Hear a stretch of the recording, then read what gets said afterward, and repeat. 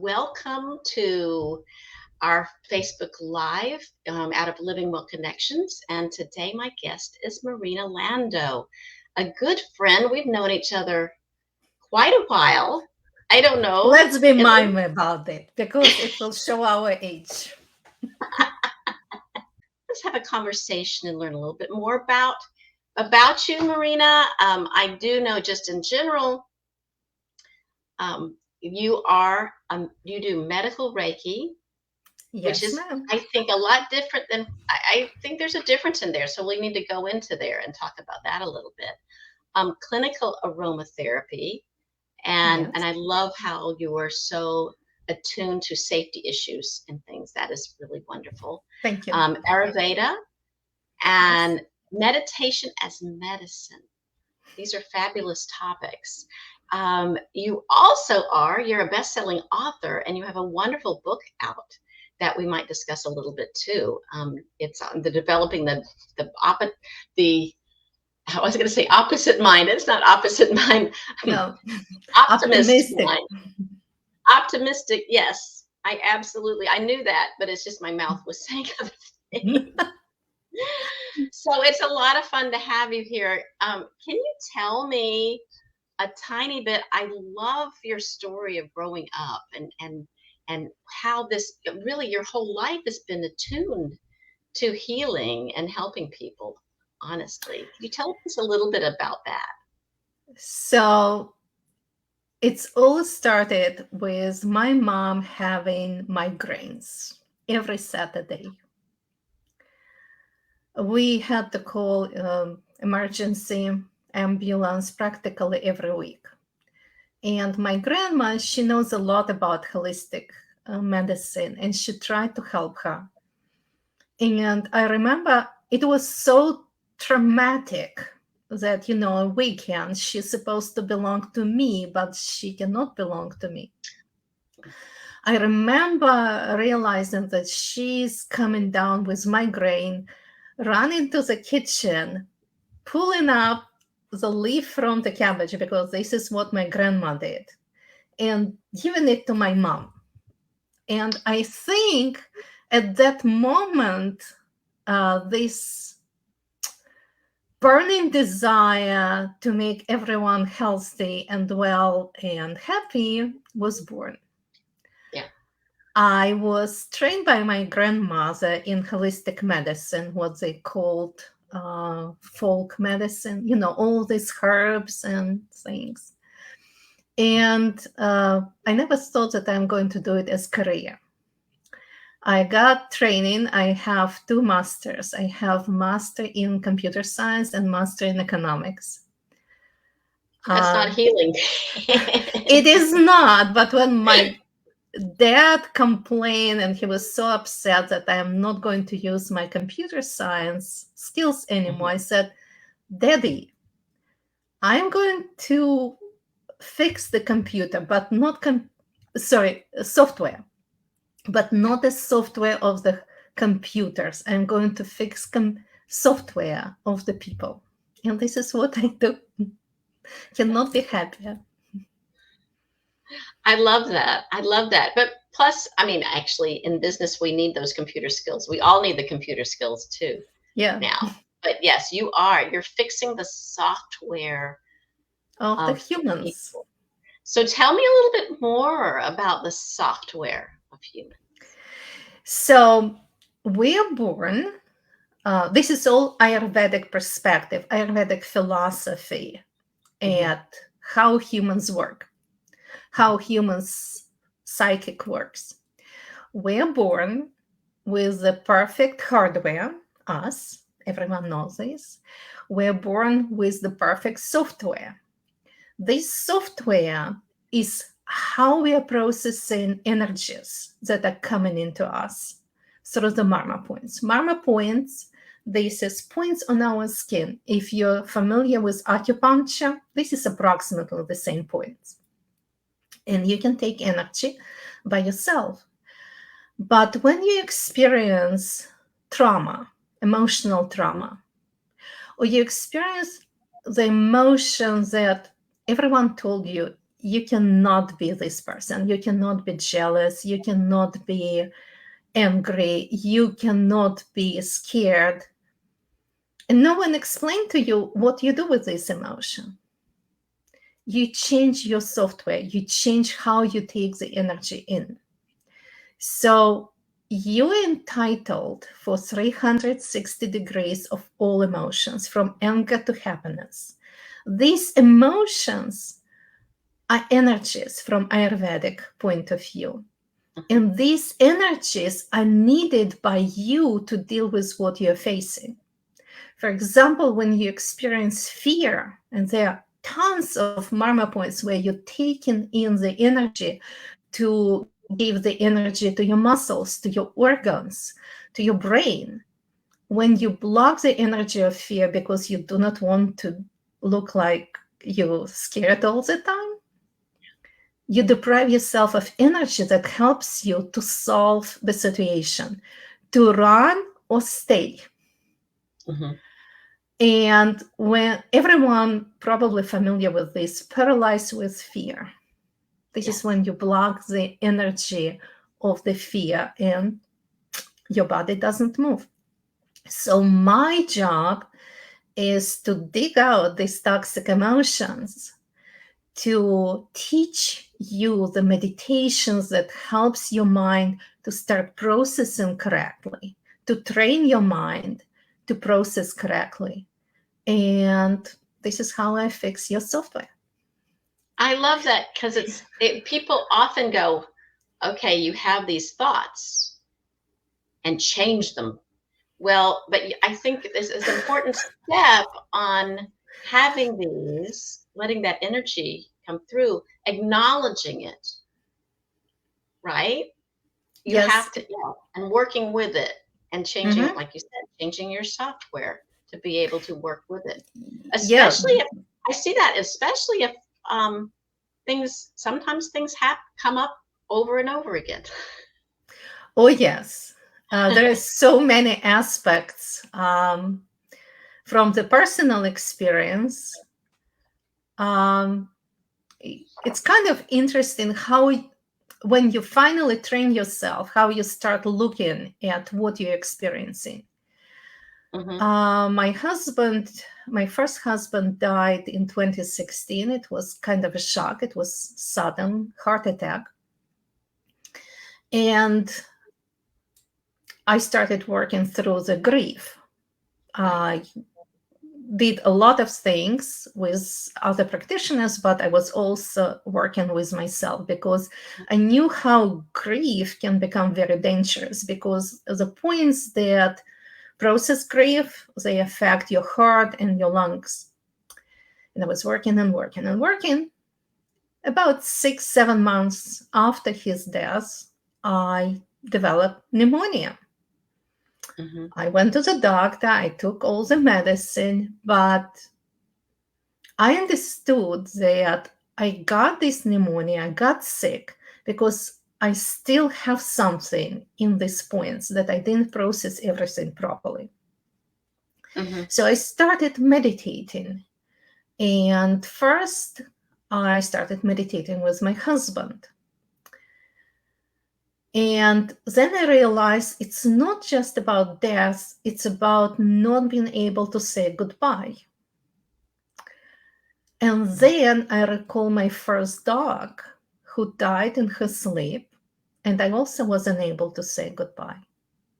Right. We were puppies together. I got her when I was 5. She died when I was 21. Right. This is practically the only dog I knew my entire life at that time. It was quite dramatic.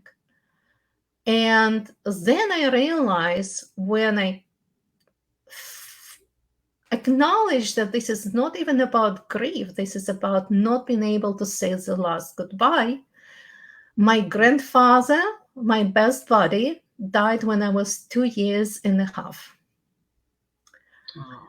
He died in front of me.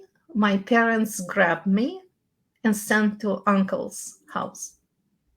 When I returned back, they told me that grandfather went on the business trip. He never returned back. This is what Yes, this is what pediatrician told them to tell me. Oh my. I never grieved for my grandfather. Yeah. I was crying probably for 30 minutes or more. And after that, I realized I released it. So Mhm. yes, emotion come back again and again until finally you come to this point when you found the root of it, the first seed of it. And when you pull it out, you're fine Yeah. again. Yeah. You can move forward.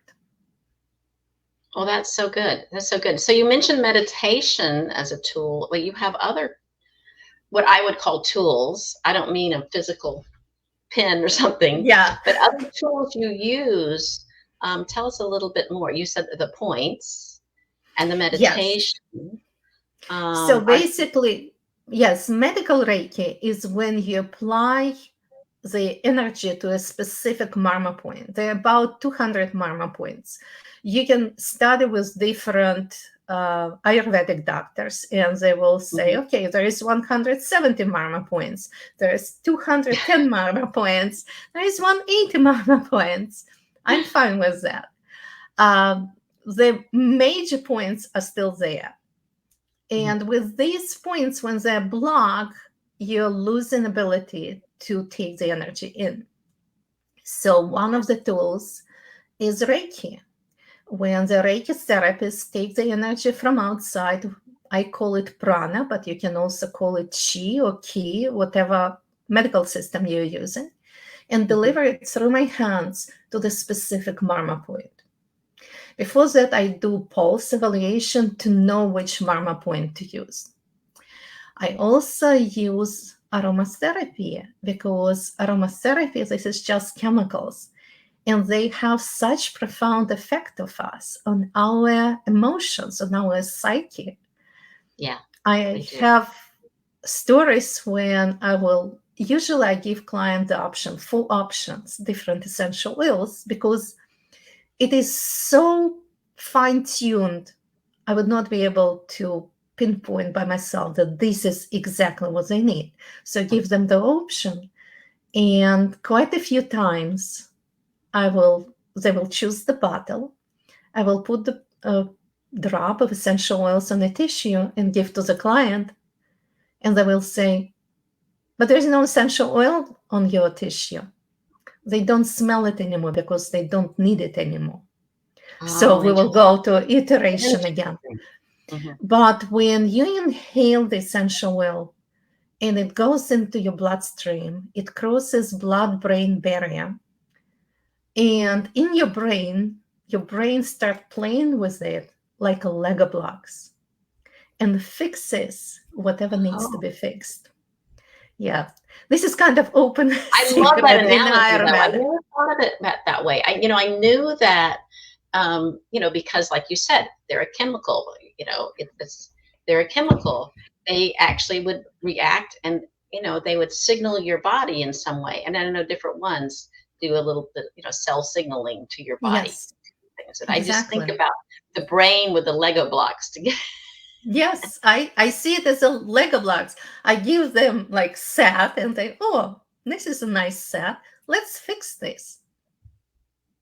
I like that. I like that. So So you're really encompassing a lot of different modalities in yes. focusing on helping people. Um, what what types of things do people come to you? What kind of situations do they find themselves in that they come to you for help? They usually at the beginning of my career, 2007, people usually will come and say, I'm too stressed. They Uh-huh. cannot voice it out. And then as we progress and I start educating them, I think they started educating people around them. Now I have people who will come to me and say, I feel burned out. Mhm. I had a shock. I cannot process this. I'm still attached to this person. I don't understand why the fact that I was laid off affected me so much. Can you help me? I cannot find Mr. Right or Mrs. Right, can you help me? Because they Mm-hmm. started understanding more how what they used to call stress prevents Mm-hmm. them from achieving what they want. Sometimes people come to me with physical issues. Uh, I have quite a few cases where doctors say, I don't know, but I can explain why things are happening from Ayurvedic, from energy perspective. From that And energy, yes, and the result of not having it, that specific yes, energy, you end up with pain or inflammation. yes, Yeah. yes, pain, inflammation, and sometimes the software becomes so chaotic that Mm-hmm. organs just cannot talk to each other. And when you balance the flow of this energy, you balance the software, organs started talking to each other. Oh I yeah. once had a person who came to me and said, I don't know how to explain, and no one can help me. I've been everywhere, but I feel that my gears are not grabbing each other. Interesting. And I think this is a very nice explanation because if you think about it as a signaling system, right? The Mm-hmm. liver sends signal somewhere, let's say to the stomach, and stomach just not listening to it. The signal comes, liver thinks that all is cool, and then stomach says, what is this thing? I didn't ask for it. What are you sending me? Like this Oh. chemical substance, I'm not even ready. Mm-hmm. Oh my, let's create some gas or something. Let's create. I love it. Let's have a party. Let's Like, create some let's gas. do a party because really it came at the very wrong time. I don't understand why. I try to Yeah. balance it, and the Yeah. only way how I can do this is to create a lot of gas. Like, I can start explaining it from the Ayurvedic point of view, kind of vata high, pitta low, something Yeah. like this. But I think it's just too little time for me to start explaining the Well, maybe elements through the week and you do a little bit explaining, but yeah, this is great. I mean, I've always known. I mean, I've learned so much over the past 20 years, 25 years, longer than that. I'm starting to age myself. Of how no, how interconnected we are, or how interconnected we are in the body. Now, I'm a biologist, so my first thing was the body, but how interconnected that is with our emotions, with how we're thinking, with how we're speaking, and back, and vice versa, and back. I have a dear friend who, um, she's a lovely, lovely, incredible person, but she said she felt before she was one of your clients, and she found her voice. I mean, she said she was in a situation where she just wasn't meeting her needs, and also was like a little bit timid to have her own voice. hmm And and she's still the kindest, most wonderful person, but she has her voice. She's able to function as, from her strengths. So yeah, that is something a little unique that I heard. I mean, I heard of this quite a while ago, but I think that's, it's such a wide variety of things that you can help people with, yeah, and that this they is might not not even just realize that somebody out there can help them. yeah. So, and it's not just you're talking about biology, and this is not just internal signaling. This is also external signaling. The Okay. thing is, we are finding friends, we're finding lovers, we're finding jobs based on our energetic profile. It's a simple physics. The world is a jigsaw puzzle of different energies. Hmm. And in order to create the balance, this jigsaw puzzle need to kind of lock. And for example, you can meet the most wonderful person, but if this person has traumas that this person doesn't acknowledge, and these traumas change their energetic, biological signaling profile for Right. this person, you would not be connect with this person. and this person would not connect with you. You know how many nice people will know and they're single, not by choice, but because they cannot find someone, Right. or they Right. cannot find their perfect job. They are lonely. They cannot connect with friends. It's not because they're evil or bad or their friends are bad. It's because there is a chaotic processing, chaotic signaling, and they Mm. might be hanging out with wrong people. Not that this is wrong people, but this is Yeah, wrong but they're people not for working. this They're not. particular person. You can feel the energy when it does click. But Mhm. to go out there and it's like, oh, I don't, it's not working with that person or that person. I'm sure it can be disconcerting. Yes, it's heartbreaking. It is I would love heartbreaking. to talk a little bit about your book, your newest book. Oh, okay. If you want to introduce your book. Wonderful, developing an optimistic mind. Okay, let me show it to you. Yeah.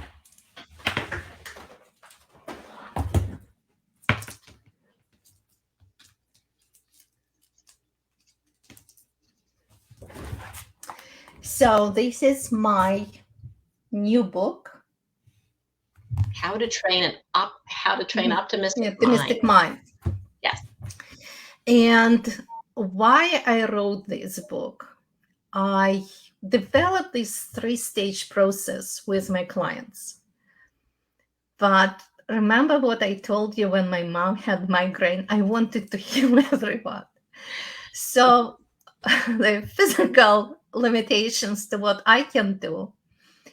And at one point, I thought, well, yes, Reiki and aromatherapy and someone professional assess what you need to work specifically today is a great session. Mhm. It's very effective. But what if you just go through the entire emotions that can be blocked? Mhm. And some of these emotions are truly blocked for you, some probably not. But I can write this book and I can train everyone how to actually feel. It's a Right. very different way of assessing what is going on. For example, you can be mad about someone who cut you off on the road.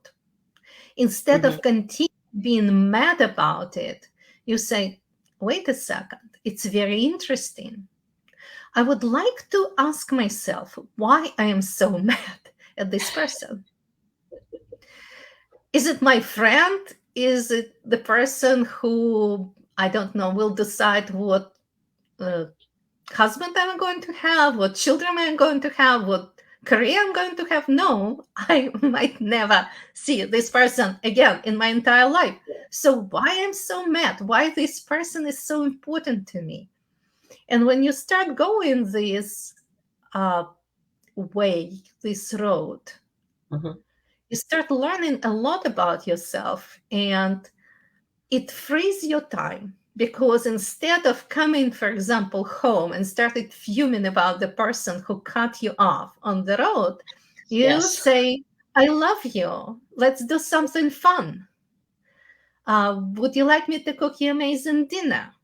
Let's go see sunflowers. Mhm. So life is precious, right? We have very limited number of days and years and minutes and seconds. And instead of suffering through these minutes, through these days, because someone cut you off, can you imagine what joy you will bring into life? Absolutely. So this book teaches you how to do this, how to retrain your mind to be optimistic. What is the difference Mhm. between optimistic mind and pessimistic mind? Optimistic mind makes mistakes and says, okay, a new experience, new knowledge. That was a very bad idea. I would never do it again. But there is a new opportunity. Okay, let's try it again. I gained wisdom. Let me do a second try on this. It's like riding a bicycle, right? You always fell the first time. Yeah. So optimistic mind says, okay, let's do it again and Let's again try and again. again until I can win the race. And the Because pessimistic a mind said, pessimistic mind, they're only hurting them. They're hurting themselves. I mean, with their they're example not, of the guy who they're guy who also cut hurting you off, it's others. like he doesn't know, and you're ruminating all Yeah, these negative thoughts, and that just hurts yourself. it's not just hurting you, it also hurt people around you. Yeah. Because you might think that you're not showing that you're angry because you were Hmm. angry at the person who cut you off. And you came back home, but your loved one, remember, this is energetic interaction. I might Right. not talk about it, but my spouse knows that I'm unhappy. Yeah. And that create uncertainty. Is she unhappy with me? Did I do something? And why she's so kind of abrupt with me, it's because I do not want to fuel my anger against the guy or girl on the road. Yeah. Only it injures the relationship. Plus, for example, if I had a very bad first marriage, I and I didn't process all this emotion properly, I have this pessimistic mind. I go into Hmm. the next relationship with the pessimistic mind. Or he didn't say thank you when I cooked dinner. He doesn't love me anymore because Yeah. the guy before that didn't care about me. But this is two different people. That's so different. So Yeah. when, And those yeah, you love, you're even more sensitive to when they're in a bad mood, oh yeah, or if they don't, if that negative energy is surrounding them, it's yeah. like, okay. And it's always, So we always think, okay, what did I do? nothing. Nothing. In most cases, nothing. Nothing. So pessimistic mind looks at every situation afresh. Say, okay, Hmm. this is situation. They don't bring Yeah. the story that doesn't belong to this situation. Yeah. Pessimistic mind always operates in the story that the opposite side might not even know about. Right. So this is Right. the difference between optimistic and pessimistic mind. I mean, what is the best way if someone wants to reach out to you? Is it the best way through your website? Yes, the best way is to go to my website and book new clients appointment. New clients Mhm. appointment is 90 minutes. The follow-up appointments are 60 minutes. Okay. They can also read a lot of things on my website, and I schedule a lot of posts. I have YouTube channel, and I have quite a few interesting articles. So you can just go at the YouTube channel and watch something that I recorded.